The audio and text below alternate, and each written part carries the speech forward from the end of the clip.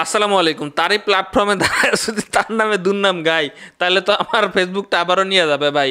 মানে মুকেশ আম্বানির ছেলের বিয়েতে দাওয়াত খাইতে এসে কি যাওয়ার সময় কি মানে তারা কথা দিয়ে গেছিলেন যে একটা চমক দেখামু। সবাই আপনি তো চমক দেখাইতেছেন বলিউডের সব তারকা নিয়ে এসে, পুরো বিশ্বের ধনীদের নিয়ে এসে, আমি একটা চমক দেখামু ফেসবুকে 1 ঘন্টা বন্ধ রাখমু। এই যে ফেসবুকে যে 1 ঘন্টা আপনি বন্ধ রাখলেন, এই যে সবার আইডি হঠাৎ করে রাত 9টার পর থেকে ভাই লগ আউট হয়ে গেছে।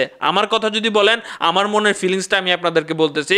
আমি হঠাৎ করেই একটু ভিডিও দেখতেছিলাম, ভিডিও দেখতে দেখতে দেখতে যাচ্ছে যে আমার ফেসবুক আইডিটা লগ আউট হয়ে গেছে। ভাই আপনাদের চেয়ে বেশি কিন্তু আমার ভাই এখানে খুবই গুরুত্বপূর্ণ তথ্য আছে, কারণ আমার এখানে ফেসবুক আইডি আছে। আপনারা কে কোথা থেকে দেখতেছেন ঠিক তখনকার মনের অনুভূতিটা কমেন্ট বক্সে লিখবেন। মানে ইয়ার কি করার আর জায়গা পাইতেছেন না। আমাদের জাকারবার্গ কাকা এখন তার স্ট্যাটাস দিছে ফেসবুকে, যা দেখবেন যে সিল গায়ে সব কিছু ঠিক হয়ে যাবে খুব তাড়াতাড়ি। ইতিমধ্যে আপনারা সবাই ফেসবুকে চলে এসেছেন, কিন্তু অনেকেই ফেসবুকে এখন ঢুকতে পারতেছে না, কারণ তাদের ভেরিফিকেশনের সমস্যা হচ্ছে। ট্রাস্টেড ডিভাইসও তাদের কাছে নাই, হোয়াটসঅ্যাপে কোডও যাইতেছে না। আস্তে আস্তে ঠিক হবে, চিল চিল চিল।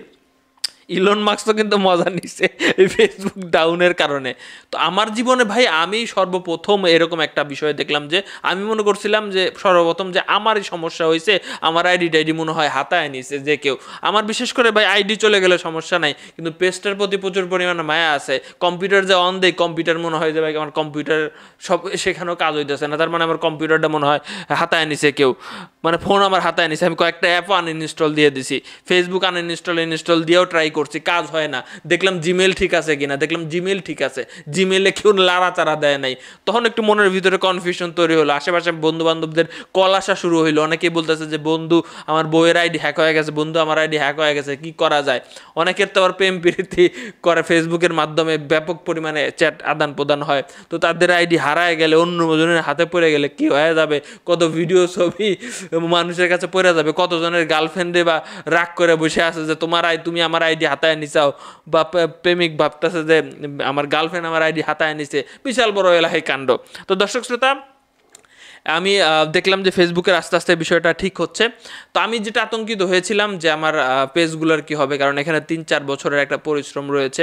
আবার অনেকের শখের আইডিগুলাও তারা বেশ কয়েকদিন যাবৎ চালাচ্ছে, এখানে অনেক বন্ধু বান্ধব অ্যাড আছে এবং একটা বয়স্ক আইডি, তো সেগুলোও কেউ হারাতে চাচ্ছিলেন না। তো ইউটিউবে কিছু সময়ের জন্য আমরা সবাই ঝুঁকে গিয়েছিলাম, এবং সবচেয়ে আশ্চর্যজনক ব্যাপার, আমাদের পাশের দেশে ওই সমস্যা হয়েছে, আমাদেরকে মেসেজ দিয়েছে যে বহির্বিশ্বেও এই সমস্যা হয়েছে। অর্থাৎ পুরো পৃথিবীর মধ্যেই মনে হয় ফেসবুকের সার্ভারটা কিছু সময়ের জন্য ডাউন ছিল।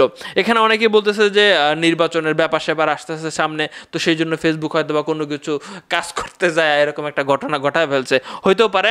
তো মোট কথা এখন আস্তে আস্তে সার্ভারটা ভাই উঠতেছে, তবে আমার স্লো কাজ করতেছে ফেসবুকটা, বা আমার ইন্টারনেট স্পিডও কমে গেছে হঠাৎ করে যখন ফেসবুকটা ঠিক হতে লাগলো। তো আপনাদের কি অবস্থা, তখনকার অনুভূতি কমেন্ট বক্সে লিখেন। অবশ্যই আমি জানতে চাই যে তখন কি ভাবছিলেন যে আপনার আইডিটা কেউ নিয়ে নিছে, আপনার আইডির ভিতরে অনেক গুরুত্বপূর্ণ ডকুমেন্ট ছিল, খুব শক খাইছেন।